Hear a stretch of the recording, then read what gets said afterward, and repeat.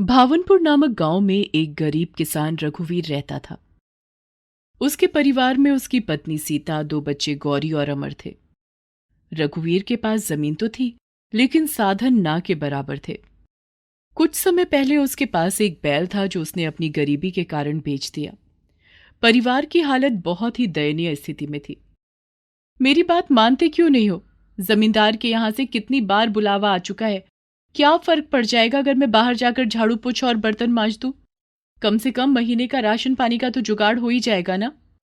ऐसी बातें मत किया कर गौरी की माँ। तेरी बातें मेरे दिल को तीर की तरह छल्ली कर देती हैं। मेरे लिए मर मिटने जैसा हो जाता है। मेरी जोरू किसी और के घर जाकर काम करे? ना ना ना, मेरे से ना देखा जाएगा। मैं तो गांव में अपना मुंह भी नहीं दिखा पाऊंगा। इतना क्यों सोच रहे हो? मैं क्या अपने लिए ये सब सोच रही हूं? मैं भी तो परिवार के लिए ही सोच रही हूं। मैं जानता हूं सीता, लेकिन फिर भी ना, काम करने तो नहीं जाएगी। रघुवीर दिन रात इसी चिंता में घुलता जा रहा था कि वो बच्चों को ढंग का खाना तक नहीं दे पा रहा था। बच्चों के तन पर जो कपड़े थे उनमें भी पता नहीं कितने टुकड़े और कपड़ों के जोड़कर काम चल रहा था। वो जब भी किसी से मदद मांगने जाता कि उसको हल दे दो या उसके खेतों में ट्रैक्टर चला दो, तो लोग उससे इस काम के लिए पैसे मांगते, जो कि उसके पास बिल्कुल भी नहीं थे। वो उनको दिलासा देता कि फसल अच्छी हो जाएगी तो पैसे दे दूंगा, लेकिन कोई भी उसकी मदद के लिए आगे नहीं आता। एक दिन अपने खेतों में फावड़े से जमीन को खोदते खोदते वो अधमरा सा हो गया। सूखी जमीन पर फावड़ा भी नहीं चल रहा था। उसकी आंखों से पानी निकल निकल कर जमीन गीला कर रहे थे। उसकी आंखों के आगे बार बार अपने परिवार का चेहरा आ रहा था। इस समय वो अपने आप को इतना लाचार और निसहाय महसूस कर रहा था, और गांव का जमींदार गिद्ध की तरह उसकी जमीन पर आंखें गड़ाए बैठा था कि कब वो उससे मदद मांगने आए और वो उसकी जमीन हथिया ले। और ये बात रघुवीर अच्छी तरह जानता था। जमींदार जब भी कभी रघुवीर से मिलता तो हमेशा एक ही बात बोलता। काहे रे रघुवीर, इधर उधर धक्के खात रहता है। कितनी बार तो कहा है जमीन मुझे दे दे, अच्छे दाम दूंगा। आप बड़े लोग हो, जानता हूं जमीन के अच्छे दाम दे दोगे, लेकिन फिर उसके बाद मैं क्या करूंगा? पैसा तो एक ना एक समय खत्म हो ही जाएगा। अगर मेरी मदद करनी है तो आप अपनी ट्यूबवेल का पानी क्यों नहीं दे देते? फोकट में पानी नहीं मिलता। 1000 रुपए दे दे, मैं 2 दिन पानी चलवा दूंगा। जाओ जमींदार साहब जाओ, 1000 रुपए में 2 ही दिन पानी चलेगा? यानी कि हर बारी जब भी मैं पानी अपने खेतों में चलवाऊंगा तो 1000 रुपए दूंगा। अगर इतना ही अमीर होता तो अपनी ट्यूबवेल ना लगवा लेता। फिर जमींदार और रघुवीर अपने अपने रास्ते चले जाते हैं।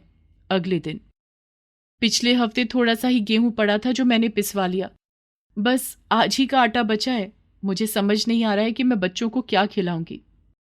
तू अभी का तो खाना बना, शाम तक मैं देखता हूँ, कहीं दिहाड़ी पर काम कर लूंगा। 2 रोटी का जुगाड़ कैसे ना कैसे कर ही लूंगा। सीता खाना बनाने लगती है और दोनों बच्चे अपने स्कूल जाने की तैयारी करने लगते हैं। वो तो शुक्र था कि गांव में सरकारी स्कूल था, जहां एक टाइम का खाना भी बच्चों को दिया जाता था। खाना खाकर बच्चे स्कूल चले जाते हैं और रघुवीर अपना गमछा उठाकर जैसे ही घर से बाहर जाने लगता है तो देखता है सूट बूट में एक आदमी उसके घर के बाहर खड़ा है। वो उसे बहुत पहचानने की कोशिश करता है। हाँ जी भाई साहब, किससे मिलना है? मैंने पहचाना नहीं। ये बोलकर तो तूने मेरा दिल तोड़ दिया रघुवीर।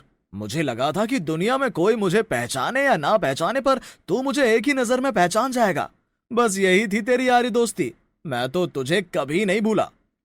रघुवीर फिर ध्यान से उसका चेहरा देखता है और अपने गमछे को फेंक कर उसके गले लग जाता है और रोना शुरू कर देता है। हरी किशन, तुम हरी किशन हो ना? ओ मेरे दोस्त, मैं कैसे पहचानता जब तुम यहां से गए तो कितने छोटे से थे।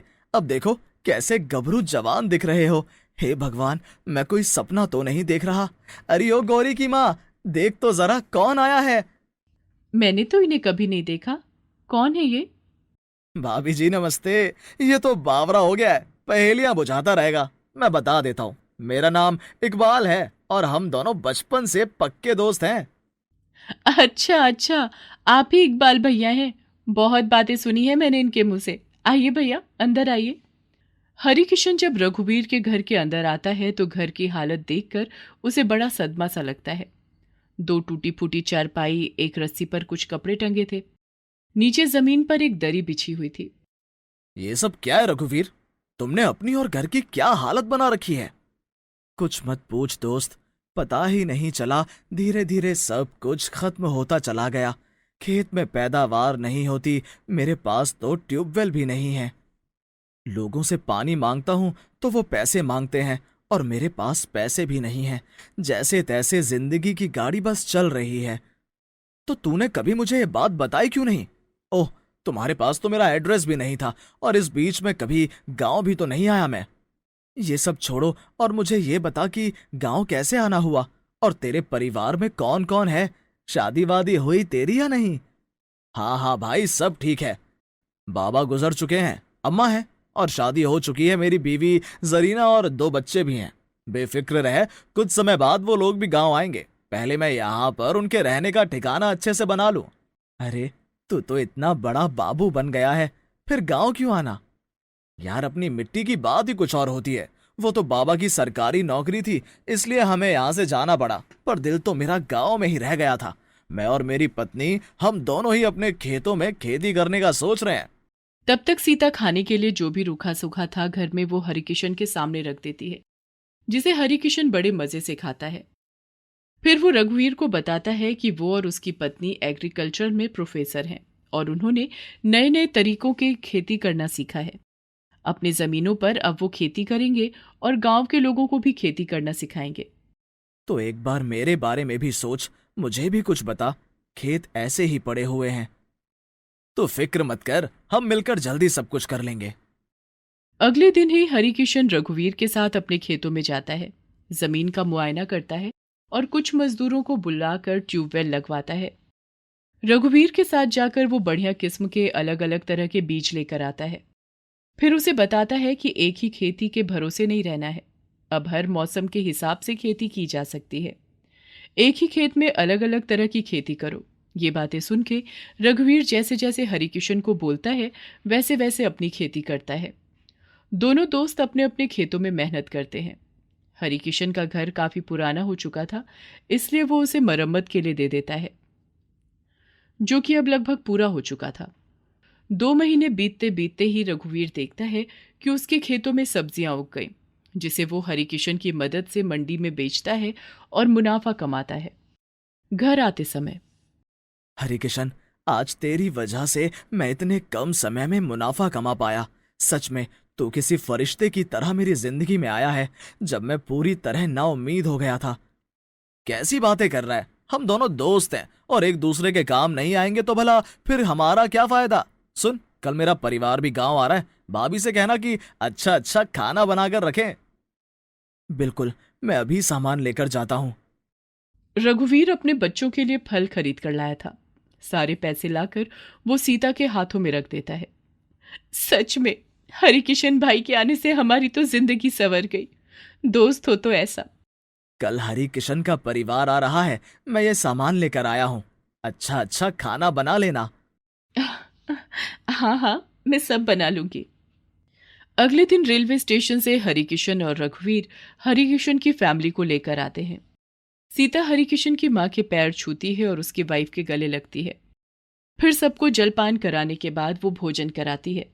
वाह भाभी, मजा आ गया। बचपन में नानी के यहाँ जाती थी तब चूल्हे की रोटी खाई थी और आज फिर रोटी खाकर मजा आ गया। बच्चे भी आपस में घुल मिल जाते हैं और बाहर खेलने चले जाते हैं। सारे बड़े बैठकर बातें करने लगते हैं और आगे के लिए प्लानिंग करने लगते हैं।